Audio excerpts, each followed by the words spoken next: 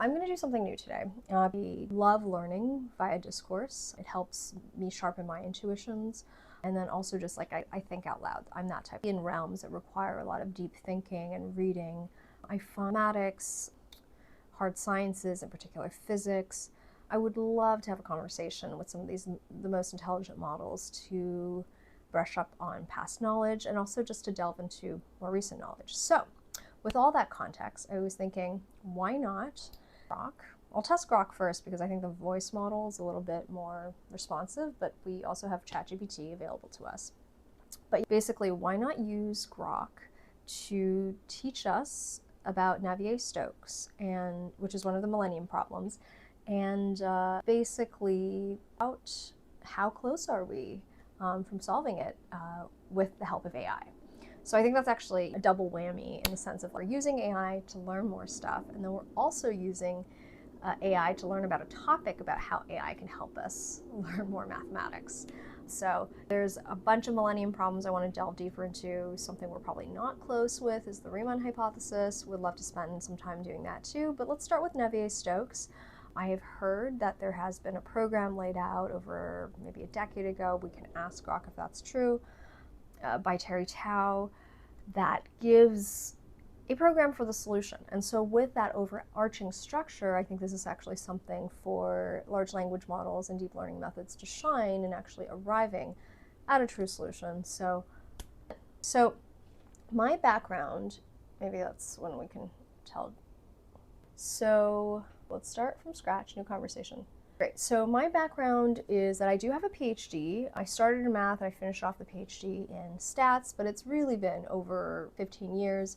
I, unfortunately, am not reviewing papers all the time, and my area of focus in the PhD was not PDEs, so I don't know much about Navier-Stokes. Just assume that I'm a technical person that needs teaching the basics. So I want to discuss with you how close we are in solving it, but before even doing that, can you explain to me what Navier-Stokes even are and what that Millennium Problem is? All right, let's break this down simply. The Navier-Stokes equations describe how fluids like water, air, or even honey move and interact with forces like pressure or gravity. They're a set of nonlinear partial differential equations, usually 3 or 4, depending on if you're dealing with a compressible fluid. In their basic form, they balance momentum, mass, and energy in a fluid system. Think of them as a medical recipe for predicting stuff like weather patterns, ocean currents, or why coffee swirls in your mug. They involve terms like velocity, viscosity, pressure, and external forces, all interacting in a way that's fiendishly hard to solve because they're nonlinear. Small changes can lead to wild, unpredictable behavior. The Millennium Problem, announced by the Clay Mathematics Institute in 2000, is about proving whether these equations always have smooth, globally defined solutions for all possible initial conditions in 3 dimensions. Basically, do the solutions exist and stay nice? No singularities, like infinite speeds or pressures. If they do, great. If not, when do they break? And for real-world cases, like turbulent flows, can we find a mathematical way to pin down solutions? That's the core challenge. Nobody's cracked it yet. Want me to dig into any part of that? What turbulence means here? Or why 3 dimensions are such a pain? Absolutely. So a lot. So let me just actually see if I can rephrase your, or try to, there's a lot to digest there. So we want mathematical solutions that say that it doesn't blow up at any, can you just reframe, maybe check for my understanding before moving forward? Fair enough. Let's slow it down. You're asking if I can simplify what the Navier-Stokes Millennium Problem is about. Precisely. Right? So now I'm going to take notes. The question is, if you start with some reasonable blob of fluid, wind over the ocean, and plug it into Navier-Stokes, will the math stay tame forever? Or will it sometime explode? Infinite speed, infinite pressure, math going haywire. That's the singularity worry. So whether something blows up, and these are a set of equations, what is the formulation here? Why should we, do they predict fluid behavior? In most cases, why are they even a candidate? Why do we care about that? We already have a candidate for it? Or what is, sorry, not understanding. Totally get the confusion. Let's unpack this step by step. The Navier-Stokes equations are a set of 3 or 4, if you include energy, partial differential equations that describe how fluids move. Show me the actual equations. Here, picture this. The Navier-Stokes equations in vector form for an incompressible fluid in 3 dimensions are part U over part T plus U dot V math equals minus V over rho plus nu V squared V, where E is the velocity vector, P is pressure, rho is density. You should write this in LaTeX form because you're not writing the actual equations for me. And then we can go through what the equations mean. Fair point. Sorry for the shorthand. In LaTeX, it'd be partial T, bounded V. Oh, sorry, actually parse it, because what you were doing is writing it in a sentence, so it's very hard to see. Can you write the actual equation so I can see it? Thanks. With me scribbling on a whiteboard. Here's Perfect. the invisible Navier-Stokes in 3 LaTeX.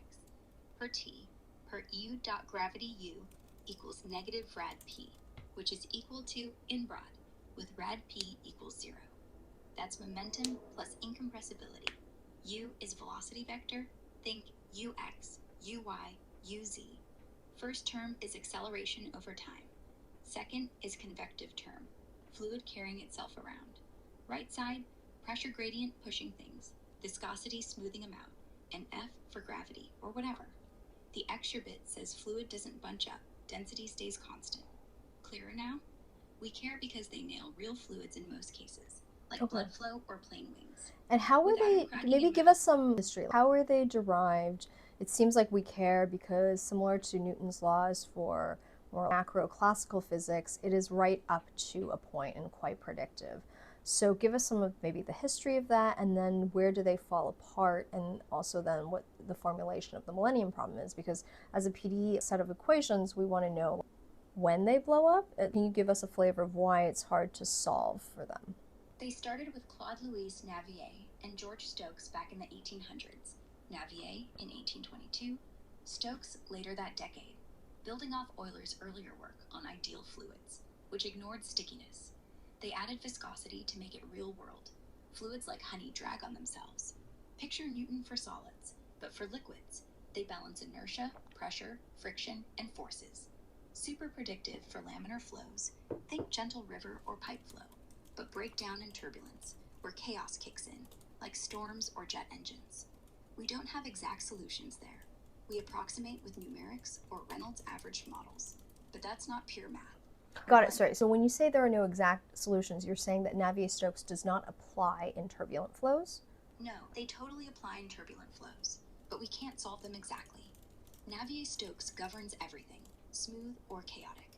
And why is that? How are they able to get exact equations for that? And then what is hard for solving them in turbulent flows? So give us a feel for the construction of solutions to the equations so we can understand why it's hard in certain situations. The trouble's the nonlinearity.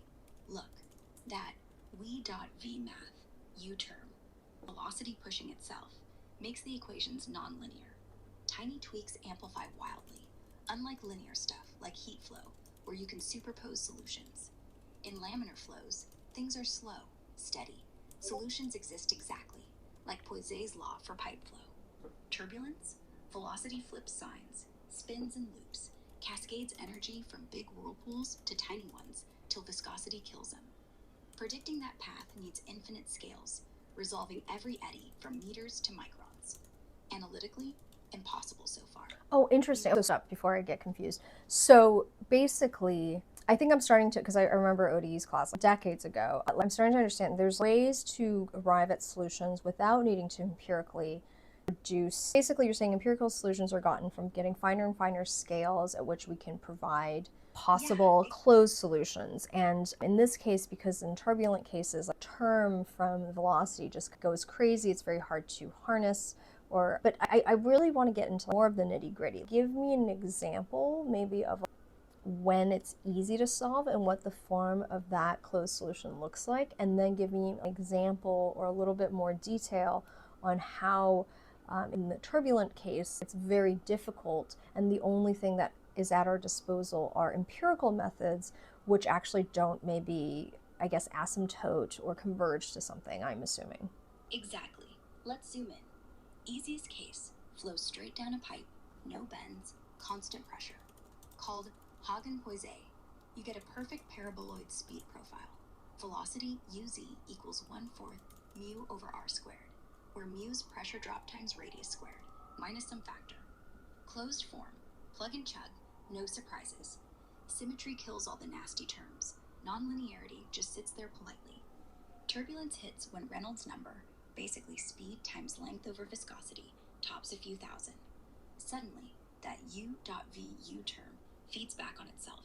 A whirl forms, pinches off, births tinier whirls, ad infinitum. Picture Russian nesting dolls that multiply forever. Sure. I think that analogy is clear. I'm just trying to see it within the math, and because you actually didn't write down the equation, which now I think I should look up, I need to imagine which terms become really complicated. So that is really helpful. Because that term, so you're saying because of symmetry and very easy examples, it is very clear what terms cancel, and then therefore the disposal give us closed solutions. So in the case of a closed solution, you're saying, oh, this actual function that we know how to express analytically can solve these equations. That's what you mean, right? Yep, spot on. In Hagen-Poiseuille, symmetry flattens the wild parts. Velocity only varies radially, no angles or time. So that nonlinear u.vu term simplifies to zero chaos. The equation collapses to something like dp to z equals mu d equal u p. Solvable with basic calculus. Integrate twice, get ur minus 4 mu l, r cubed minus r cubed. Boom, closed form parabola. In turbulence, symmetry's gone. Velocity swirls every which way. So every term couples with everything else. No nice cancellations. No one's found an analytical function that captures that infinite cascade.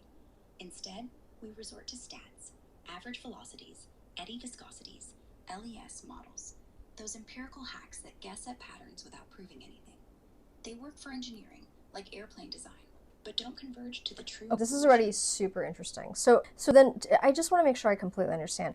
The equations were derived because they're basically describing how a fluid behaves with all of the known, I guess, forces at work here, all the features, known forces at work. And so it's almost like, I guess I want to understand and appreciate how difficult was the process to even arrive at the full set of equations, which you said is 3 to 4 depending on what's involved, what forces are involved, what ingredients are involved.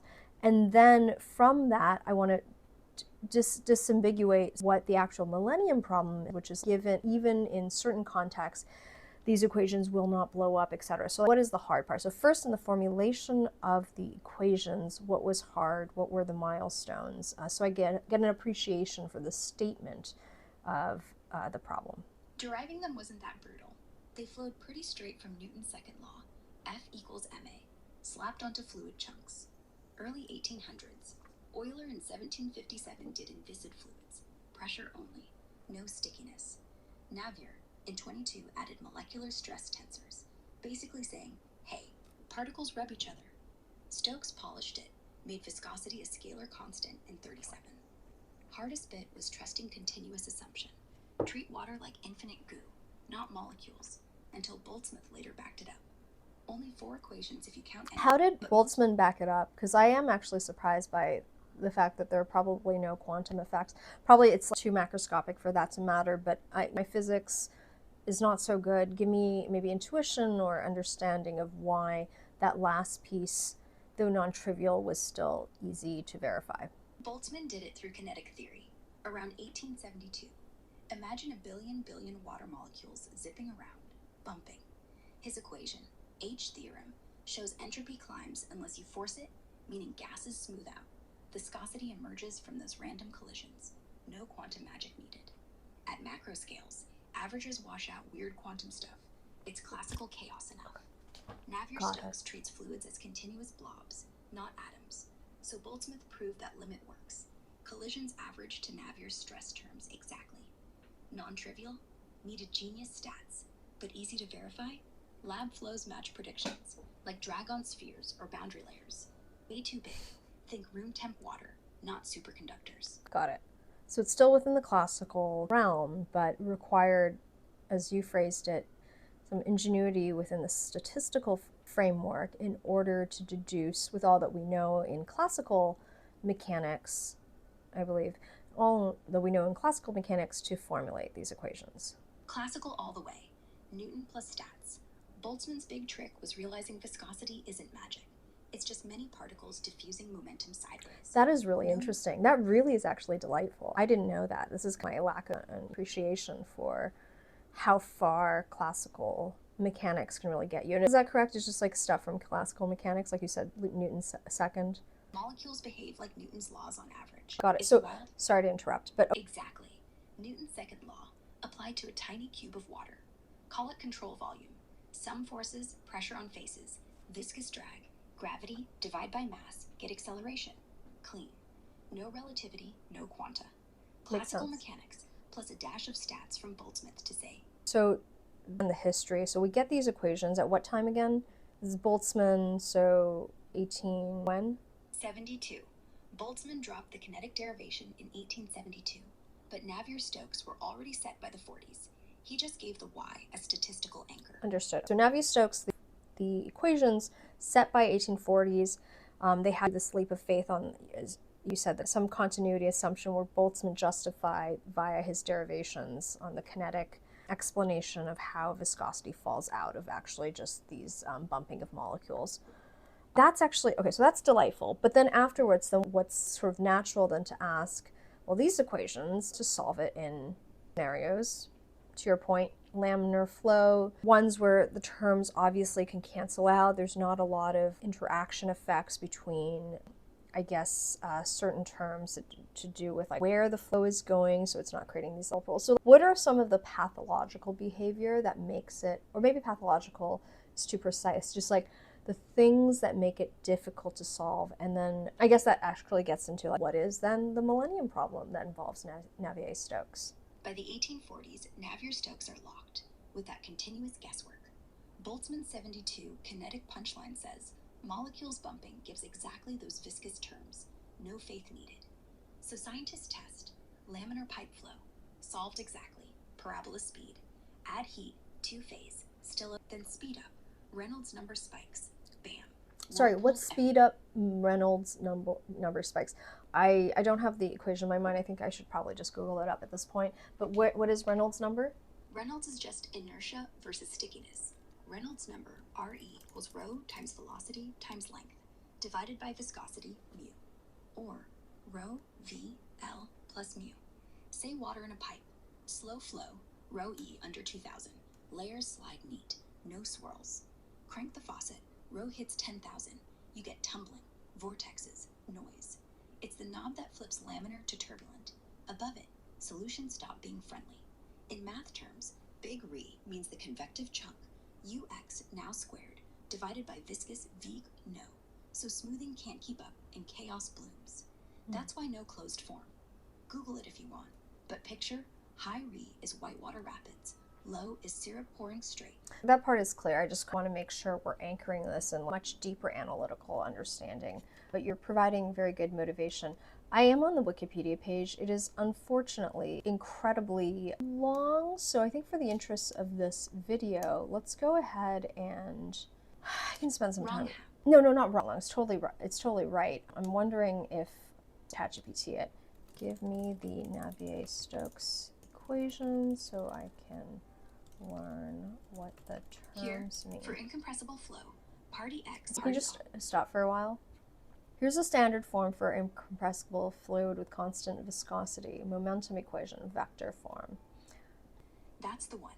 Party X equals party R equals review 2. Vector form, vector E plus nu, vector E plus F plus party X equals party equals 0. It's what the Millennium Prize is for. Can every smooth starting puff of wind stay smooth forever when you solve this? Or does it inevitably shred into infinite spikes? Let's go back to the Millennium Problem then. Because the Millennium Problem is stating something, rephrase it, because it sounds like you're talking about some initial conditions that will stay controllable, but I just wasn't sure we're going. Just go into the explanation again? Sure. The prize asks, start with any smooth, nice initial velocity field. No kinks, no infinities, in 3 dimensions, and let Navier-Stokes roll forward in time. Does the solution stay smooth forever? Meaning velocity, pressure, everything remains finite, differentiable, bounded? Or does it always hit a wall, some finite time t, where derivatives explode, like a tear in space-time? No singularities, no blow-up. Why is there that dichotomy? Why are they sure that it's not sometimes one, sometimes the other? I'm assuming that that arrives at a contradiction. So for every non-smooth ending, you can always prove that every ending is smooth. Has that already been proven? Is that why it's formulated this way? They aren't sure which it is. That's the point.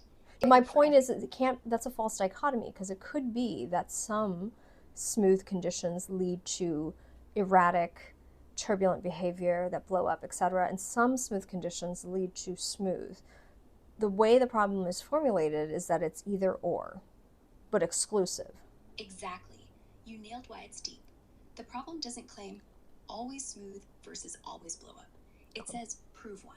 Either for all smooth starts, solutions stay smooth forever, or there exists at least one smooth start that blows up in finite time. Great. If That's it's the exactly what I second, thought. You Yep. also have to classify them. Yes. Which flows die. This is fantastic. So I want to understand, I guess it's like, because in turbulent cases, if it were turbulent to start, why don't we care to understand whether it can become smooth? Maybe it does.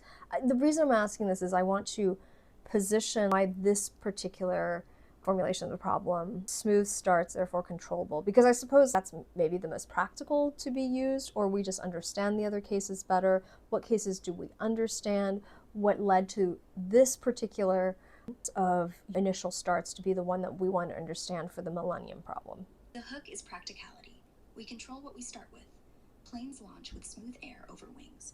Blood pumps from a quiet heart. If Navier-Stokes says even those innocent beginnings can secretly implode, pressure spiking to infinity in 1 second, that's catastrophe. So the prize zeroes in on smooth initials because that's engineering's turf. And turbulence isn't an initial state. It's what you get if you don't blow up first. That's understandable. Oh, sorry, go on. You were going to talk about what we already understand. So we get turbulence all day. People fly planes through it. Ocean slosh. You get coffee foam. But those are just numerical or empirical. We solve the equations on supercomputers. Watch the pretty swirls. Average them, design bridges. What we don't know is whether, deep in the math, those swirls ever secretly go boom. A real singularity, not just messy averages. For example, we have exact solutions for vortexes, like Oceans or Lamocene, which spin forever without exploding. Those hint maybe everything stays nice, but no one's ruled out a smooth start that quietly builds a singularity, like a fluid knot tightening till derivatives explode. The Millennium Problem forces a binary. Prove it never happens, or show one. That's weird, though. Practically speaking, that a true singularity cannot exist, because these are all macroscopic approximations of this atomic world, and so it doesn't actually, real blow-ups don't exist. So why do we fear, like you said, like turbulence we can experience, but actually they're smoothed over by our empirical approximations anyways? This seems weird. Maybe go over that. Why do we care? You're right. Real water doesn't explode into math singularities. No infinite pressures, no atoms flung to infinity. But the fear's deeper. If Navier-Stokes predicts a blow-up, yet nature never shows it, then the equations must be wrong somewhere. That's a crisis, because they work so damn well for jets, blood flow, hurricanes, like Newton's laws predicting faster than light speeds if you push hard enough. Well, they don't, so relativity patches it. Here, no patch. A singularity means the classical fluid picture cracks.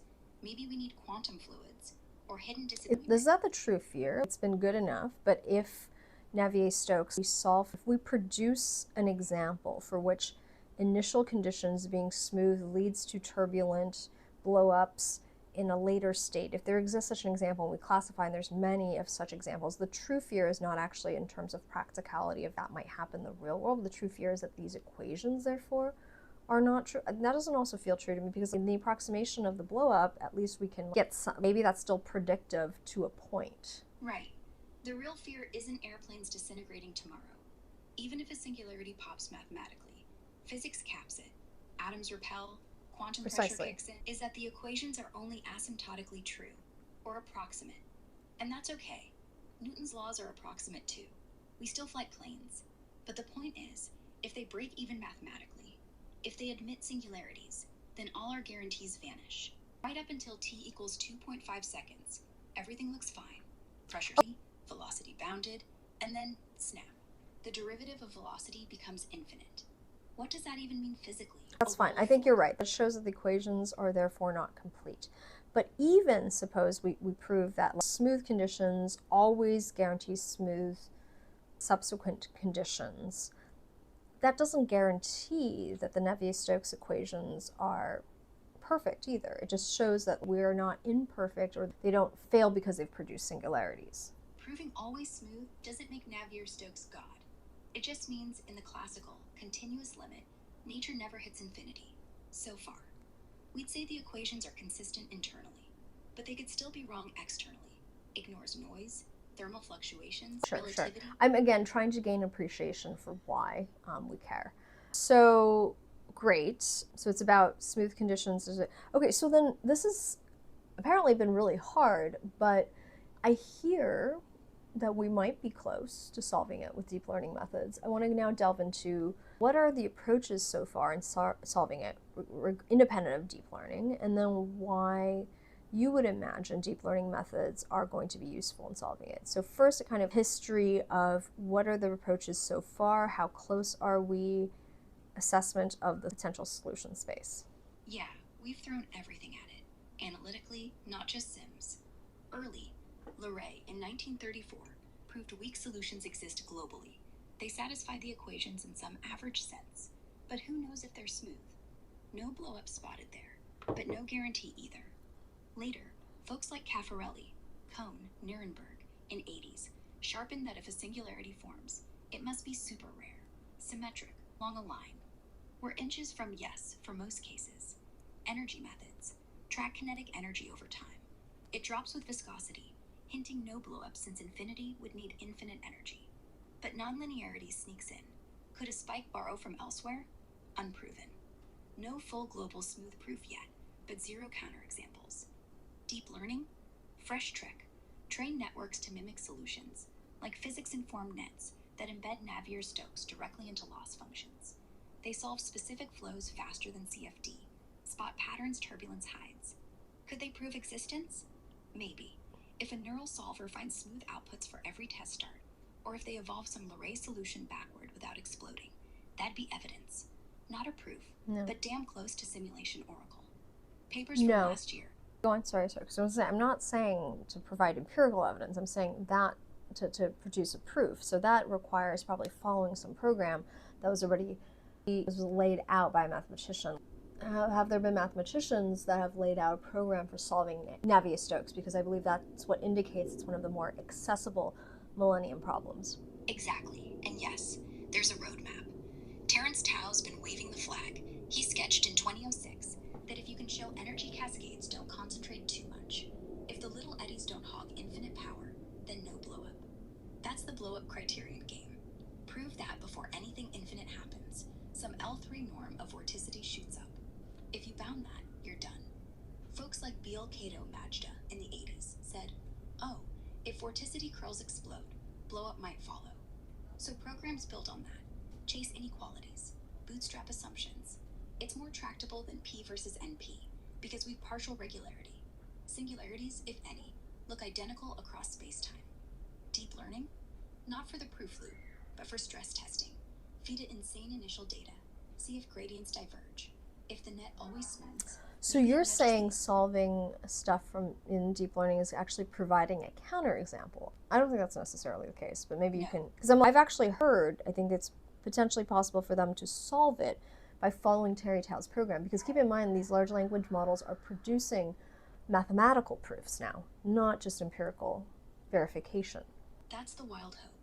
If a model can manipulate those energy estimates the way a human would, say, bootstrap an L3... No, it can't. So I'm saying let's dream a little together.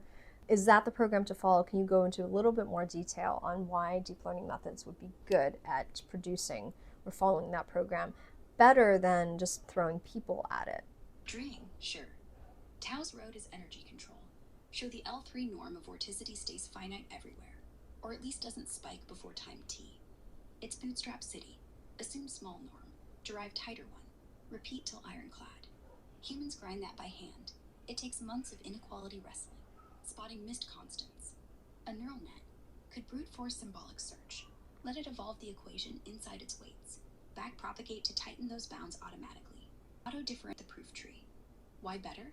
Scale.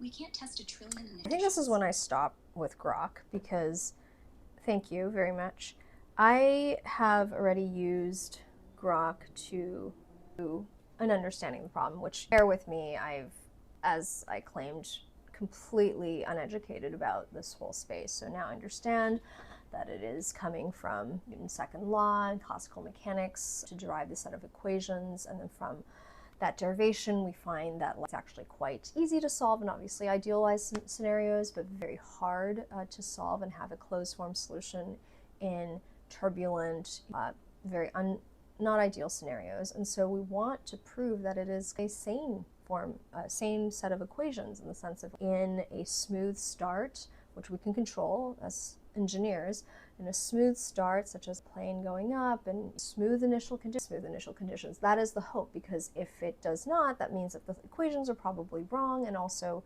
if it's not the case, we also want to classify the pathologies so that we can better understand what is a right set of equations. So we learned that from Grok. I think she was fantastic. I'm saying she because obviously the voice. But now I want to get into the future. So after that was laid out, what is or where are we in terms of deep learning actually solving Navier-Stokes? Because it sounds like Terry Tao has laid out a program that is about bounding, because it's like, oh, here are where the pathologies occur, and that those pathologies can be bounded by bounding the L3 norm of these terms. So I want to better understand that, because once we better understand that program, we can make a better prediction and also understanding of why is it that deep learning is going to solve it, because it's not necessarily about brute force symbolic pushing. Sure, we can do that as well, but I think some of the reasoning models now are producing good mathematics in the sense of, like, if you give it an area to labor and push around reasoning in, it can actually follow the instructions pretty well. And this kind of analysis area is actually where I imagine it's pretty good. It's going to also make some errors that are a little bit insidious, as Terry Tao also warned us, but I do now have a better intuition for why it should be strong there. So let's now put Grok on the back seat, and we will say, I want you to explain to me what Terry Tao's program for Navier-Stokes, solving Navier-Stokes is, and I want you to then give me an understanding or some guess as to why deep learning methods would actually be really helpful in pushing for completing this program and therefore getting an actual answer to the Millennium Problem. And I do want this to be pro-level intelligence, but we can maybe do auto for now until I'm not satisfied with the solution. So I just use audio input because I talk faster than I type. So let's go step by step. This is a deep and fascinating problem, blah, blah. Millennium Prize Problem, Navier-Stokes. In 3D, given smooth initial conditions, does the solution remain smooth for all time, or blow up, develop singularities like infinite velocity or vorticity in finite time? This is a global well-posedness question. Existence, uniqueness, and smoothness of solutions. It is I didn't know this, but this is apparently a very usual set of things you would ask for a set of PDEs. Smells right to me. Terry Tao's program. Terry Tao has written extensively on strategies to approach this. His ideas fall under what he sometimes calls the induction on energy, averaged energy cascade program, and are informed by the philosophy of deterministic PDE, ballistic statistical behavior. Some key aspects. Energy cascade. Fluids transfer energy from large scales to small scales. Turbulence. That's true. That's the right internal picture. Large scale. Small scales. This cascade concentrates too strongly in small scale singularities can form. That is true because there's a little bit of conservation of energy happens, I suppose, or if it's just not transferred properly, you really can concentrate. The program studies whether the cascade remains controlled. Critical norms and scaling. Navier-Stokes has a scaling symmetry. Tau, that is true, actually, because it's like vortex is smaller or vortex, I imagine that's what they're saying. Tau analyzes critical norms, quantities invariant under scaling to see if they can remain bounded. Oh, delightful. So the flavor of the solution is like you find some invariance, because we know that there's some symmetry in the scaling, so that symmetry being the invariance of these norms, and then you try to bound these norms and therefore have an implication on explosions not happening on smaller scales. Conditional regularity results.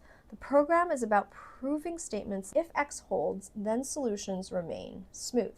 It's true, with X often being some condition on energy distribution, vorticity, or pressure. And so I imagine that this kind of X condition you want to make as general as possible, so general that it applies to all smooth conditions.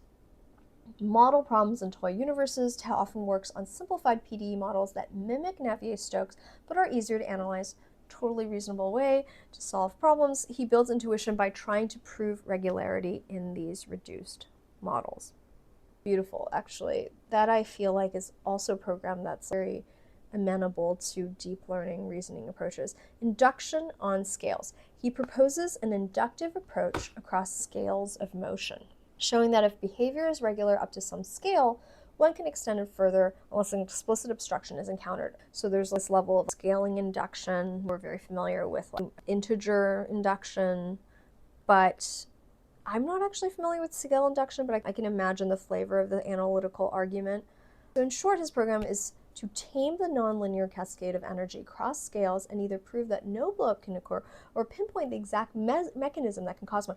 I love this because the program doesn't just, it leads to an understanding of the mechanism that would cause a blowup, because you're so hands-on constructing a bound that if it is difficult to construct this bound, it's usually because some term, you have a much more mechanical understanding of what contributes to the blowup.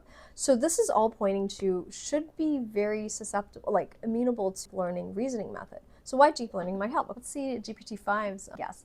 Here's why deep learning could be a powerful ally: pattern discovery and energy to the cascades. Beautiful.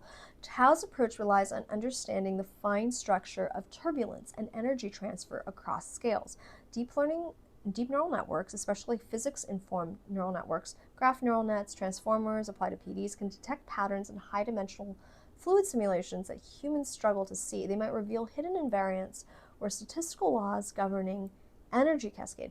Oh, beautiful. So this is in almost like producing, by patterns, it really is equations that govern or terms that might help describe the behavior that he's looking for, which he's going to use to bound and control the behavior of these scaling down fluid dynamics.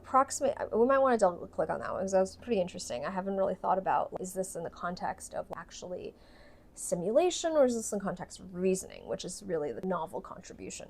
B, approximating critical norms. To prove regularity, one needs sharp control of critical norms, or best of space norms. Deep neural networks approximate these norms using huge simulations, well aware of that. Next, learning reduced models. Tao works with simplified PDEs as toy worlds. Neural operators can be used to learn effective reduced equations from data. This might give guiding intuition on which toy models. I like that as well. So you actually produce simplified equations for Terry Tao to study. This obviously is very much within the realm of mathematical work. It also drives intuition. If you produce a very insightful, simple model, it's simple enough to approximate behavior, but not simple enough to be analyzed. So that's all. Exploring rare blow-up scenarios. I want to check if we're still recording, because that would be really bad if we are not. Good. All right, so rare blow-up scenarios. If blow-ups exist, they are very rare and subtle. Deep reinforcement learning and generative models can search the space of initial conditions to find a candidate.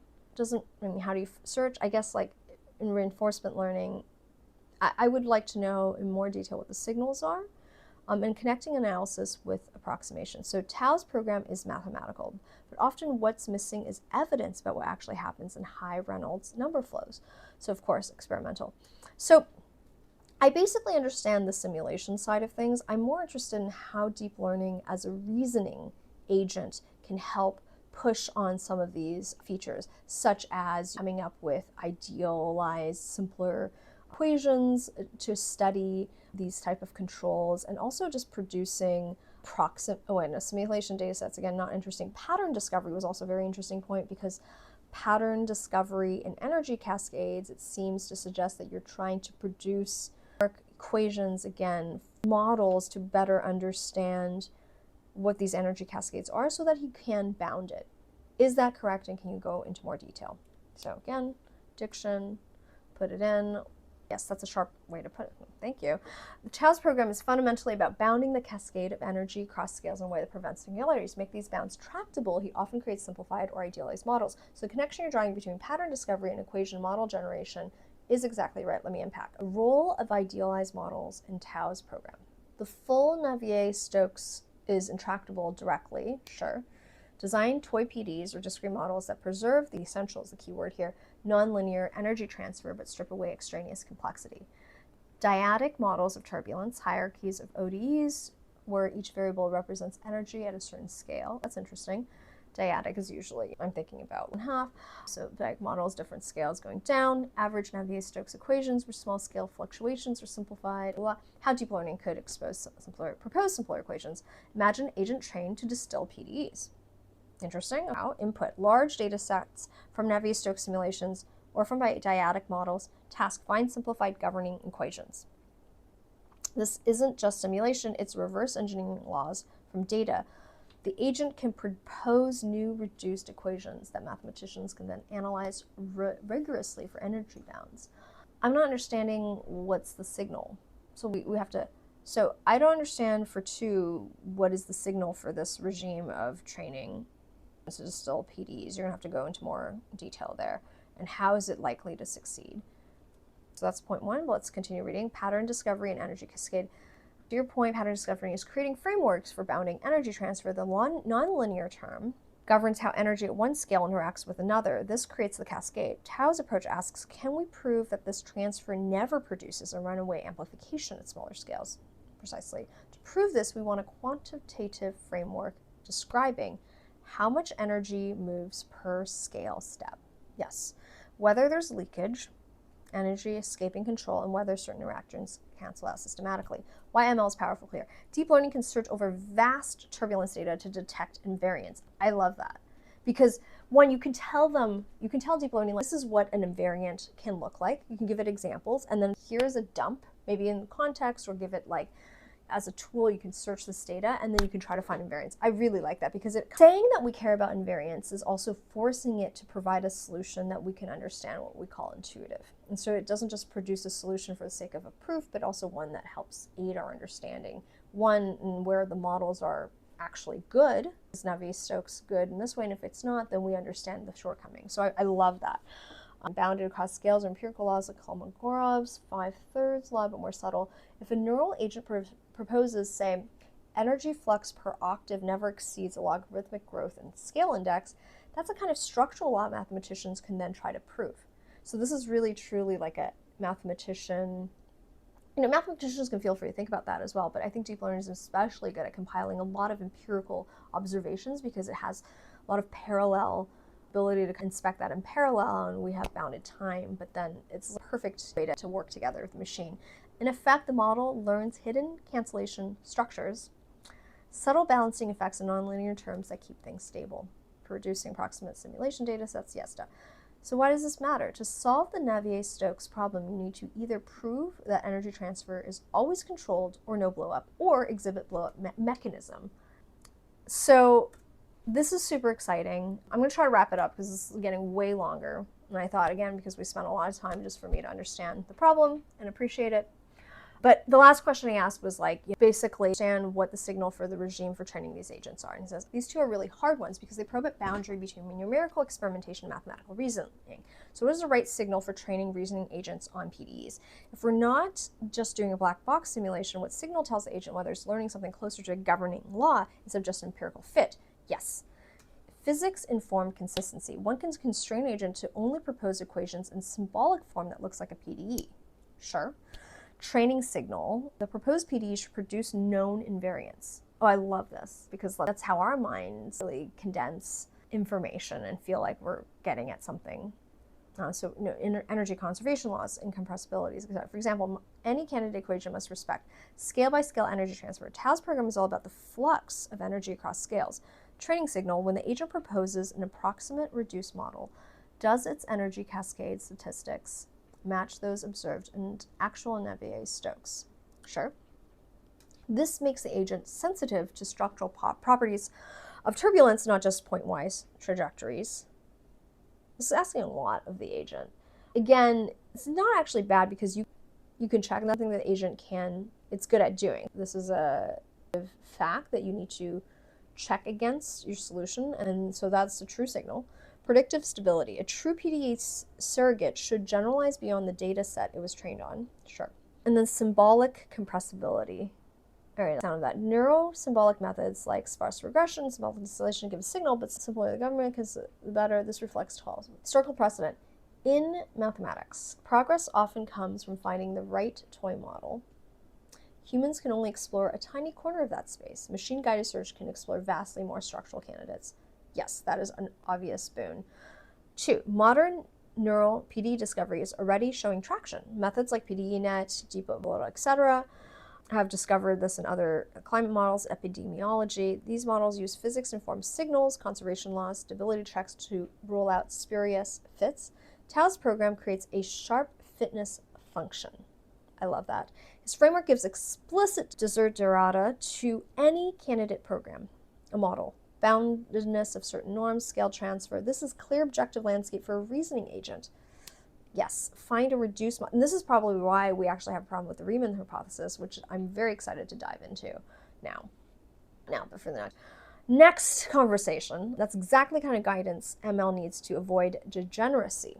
So looks like we have the ingredients, and I would be very excited to see how far we go with these methods, maybe in the next few months, maybe in the next year, but it seems like this millennium problem is within grasp, and it is a perfect pairing of human-machine collaboration to arrive at a very factory solution to Navier-Stokes. So I'm incredibly excited for that, and I'm also really pleased with this entire process of learning.